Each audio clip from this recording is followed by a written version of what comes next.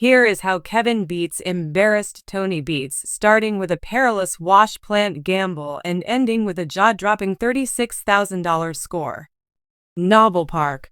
We don't know how he made one of the largest payouts ever from this chance encounter.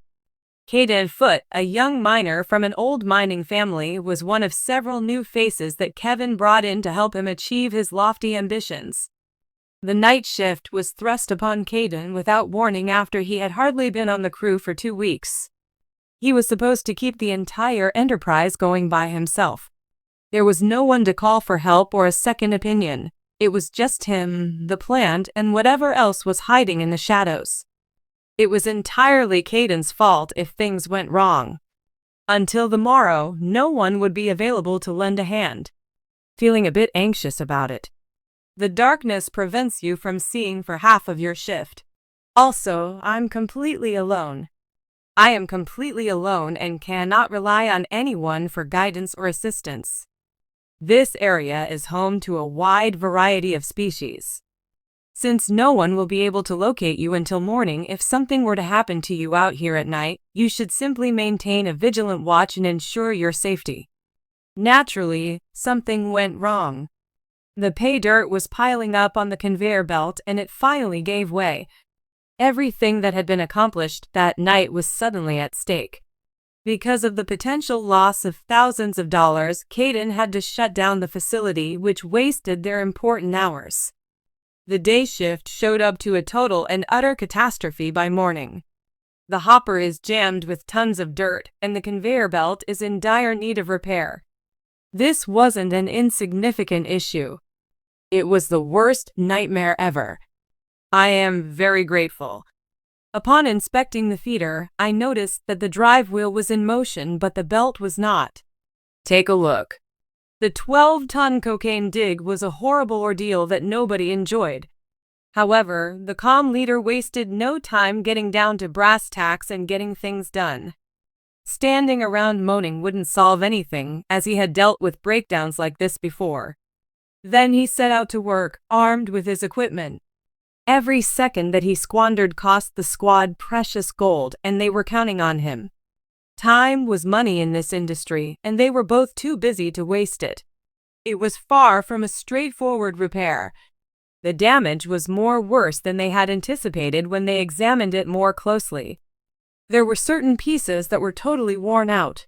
It would take too long to replace the whole system, and a fast fix wouldn't work. Without making matters worse, he had to restore operations. He came up with a solution by drawing on his mining background and using some imagination.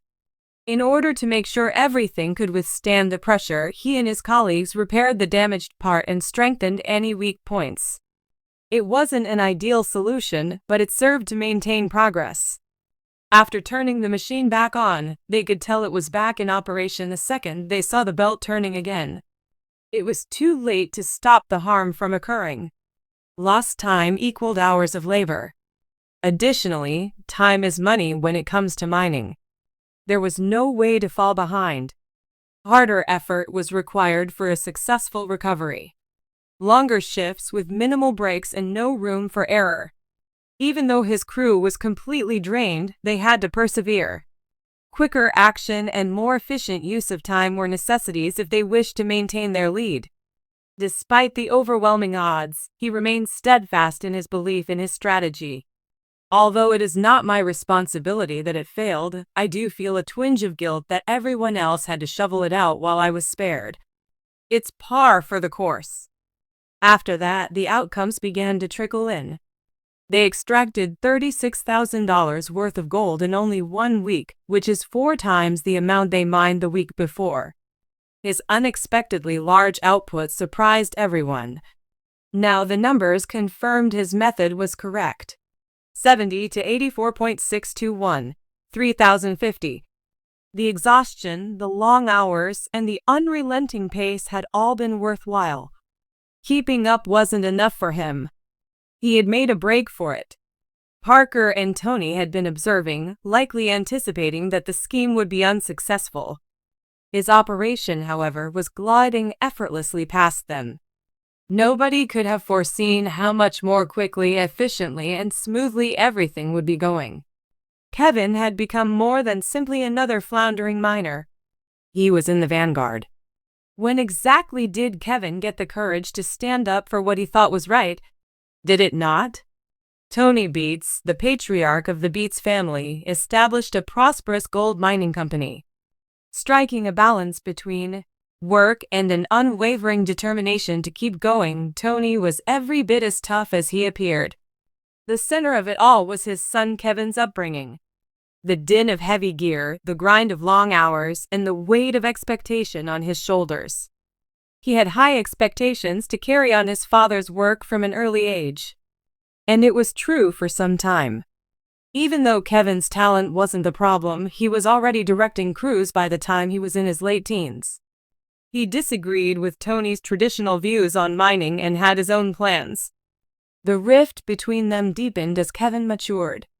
He wished to update the operation by implementing new technology and altering existing procedures. However, Tony was not amused. It was at odds with Kevin's vision since he refused to budge from his tried and true methods. Do you really need to turn it into a spaceship? I know you've been to school and everything, but really? Because Tony hates to hear that he is wrong, it is still not always simple. Broaching the subject gently and letting him figure it out on his own is the way to go. Something had to give as the debate escalated.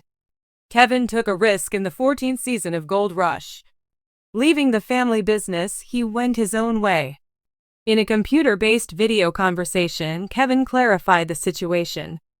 Kevin informed his dad that he wouldn't be joining Faith Tang and her boyfriend that season while they were on the call. Coming as it did at the same time as his dad was getting ready for the season, this felt like a bad decision on Kevin's part. He put his dad in a terrible position because there was little time to find out who would replace Kevin.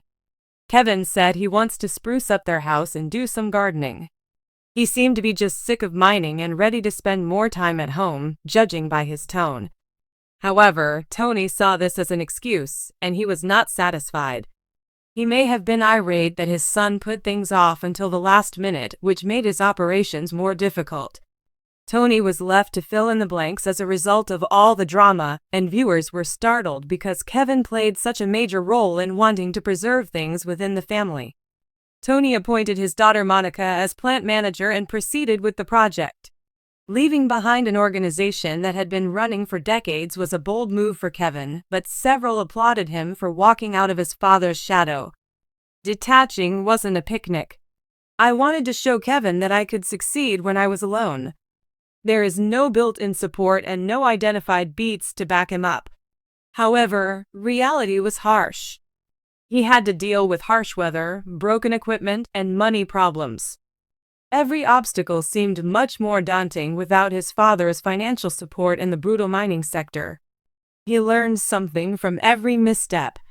Making a reputation for oneself is as simple as walking away, and every setback served as a reminder of this. However, the anticipated moment finally arrived. Someone had to lend him a hand. He had to contact the one person he had said he would never depend on again since his equipment had stopped working. Hello, Tony. Tony, though, wasn't the type to dish out favors. True love, he said, is taking responsibility of one's situation and not asking for favors. Tony didn't merely decline Kevin's request for assistance. Whatever he wanted, he would have it his way.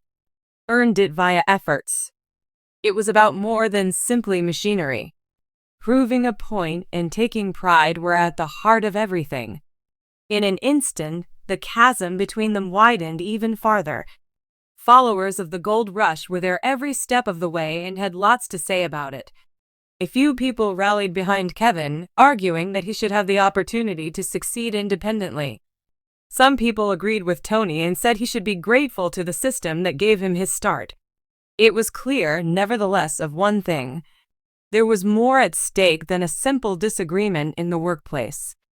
There were no simple solutions to this full-blown family quarrel. Even if things were heated, Tony wasn't entirely cold-hearted. He stepped in when things became terrible enough and gave Kevin the tools he needed. Was it a gesture of goodwill or an attempt to preserve the family name?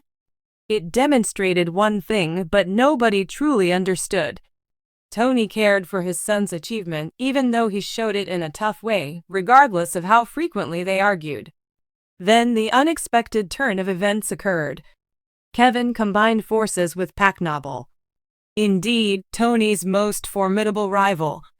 Tony felt as if he was directly challenging Tony's heritage by working with Parker on top of abandoning the family business. Did the company make the right choice? Very possibly. To what extent was it an individual matter? That was the obvious appearance.